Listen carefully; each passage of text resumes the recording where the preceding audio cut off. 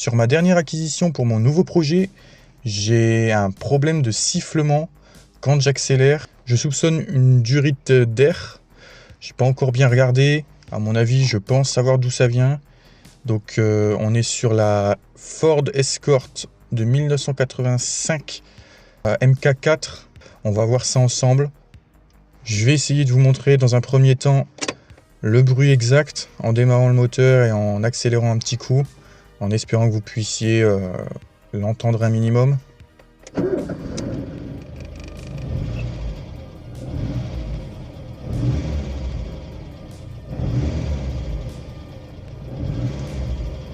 On l'entend, c'est assez léger, je ne sais pas si vous l'entendrez à la caméra.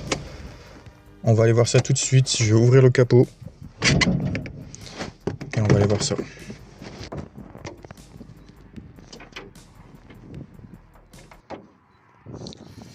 À mon avis, je soupçonne cette durite d'air juste ici, en espérant que ce soit celle-ci, mais à mon avis, vu l'état...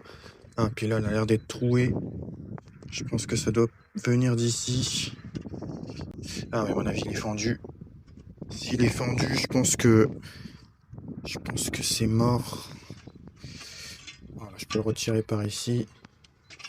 C'est la durite du réchauffeur d'air. Voilà la durite. Comme on peut le voir, elle est extrêmement fendue ici.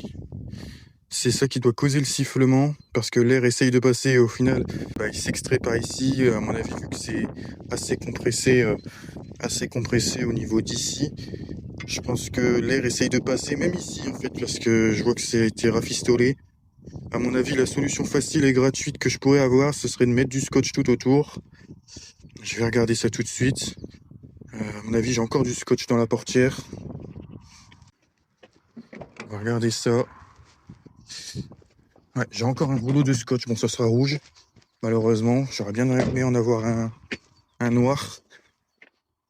Donc voilà, alors, on va sortir le scotch. On va essayer de faire ça propre. Avec le téléphone qui tient sur ma poitrine, ça va être un peu compliqué. Parce que j'ai pas de matériel de vidéo professionnel, du coup j'ai dû un peu gérer à ma façon pour avoir un système de vidéo plutôt correct. Parce que c'est vrai que faire de la mécanique en ayant les mains qui tiennent le téléphone, c'est pas le plus pratique au monde. On va essayer de faire ça comme ça. Je vais passer 2 tours à mon avis pour que ce soit vraiment très étanche.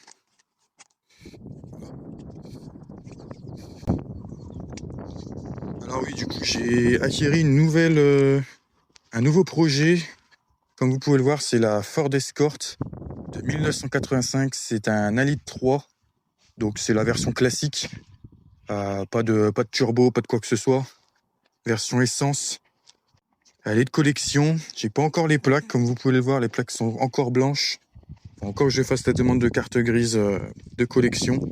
Bon, j'ai plus de scotch. Mais je pense que ça ira pour ce qu'il y a. Coupé ici. Voilà. Donc voilà, ça donne ça. Bon, il est déjà mieux qu'avant, on va dire. Bon, ça reste limite. Il me faudra que je rachète la pièce si j'arrive à la trouver.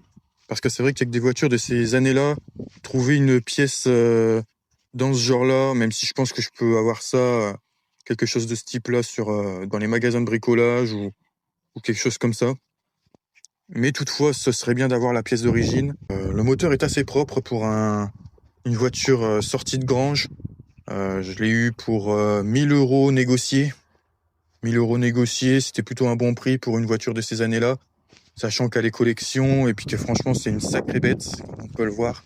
Elle est franchement encore très propre. Elle appartenait à un vieux monsieur qui est malheureusement décédé et du coup la voiture est restée en grange. Et du coup je me suis dit que c'était la meilleure occasion pour avoir un nouveau projet, la rénover, la restaurer, histoire qu'elle ait vraiment un nouveau charme et une nouvelle histoire. Donc vérification des bougies à faire. Évidemment le filtre à air, mais étant donné que c'était pas la chose la plus importante, je l'ai laissé d'origine. Donc il y aura un filtre à air, les bougies. On aura aussi l'entretien courant à faire sur cette voiture. Puis évidemment, étant donné que je suis évidemment une chaîne de mécanique auto et de vulgarisation, on va passer par les tutos les plus simples jusqu'aux plus avancés. Étant donné qu'il y a toutes sortes de personnes qui aiment la mécanique, que ce soit des débutants ou des avancés. Donc, dans un premier temps, je vais essayer de montrer les tutos les plus simples, donc retirer une roue par exemple. Et après, on passera évidemment à des choses plus intéressantes pour certains. Je vois qu'il y a un peu de gras ici. Je soupçonne le cache-culbuteur qui aurait pu, avec le temps, avoir une certaine fuite, même si ça semble encore assez propre. Je vous montrerai également un réglage, comment faire un bon réglage carburateur. Il y a la vis de richesse qui est là-bas, juste en dessous du filtre à air. Et de ce même côté, il y a la vis de ralenti. Donc comme ça, je pourrais vous montrer exactement comment régler au maximum et de façon optimale le carburateur. Évidemment, sur ces voitures de ces années-là, étant donné que le bas de caisse est totalement en acier, donc évidemment, il y avait un peu de rouille ici. Juste avant de faire les vidéos, j'en ai profité pour retaper un peu. Donc évidemment, j'ai dû couper. Bon, c'est pas encore assez propre, hein, on retravaillera ça ensemble. Mais du coup, il y avait un peu de rouille, voire même un peu de trop d'ailleurs, de rouille à ce niveau-là que j'ai dû complètement retaper, refaire. J'ai ajouté des plaques en acier ici, je les ai soudées.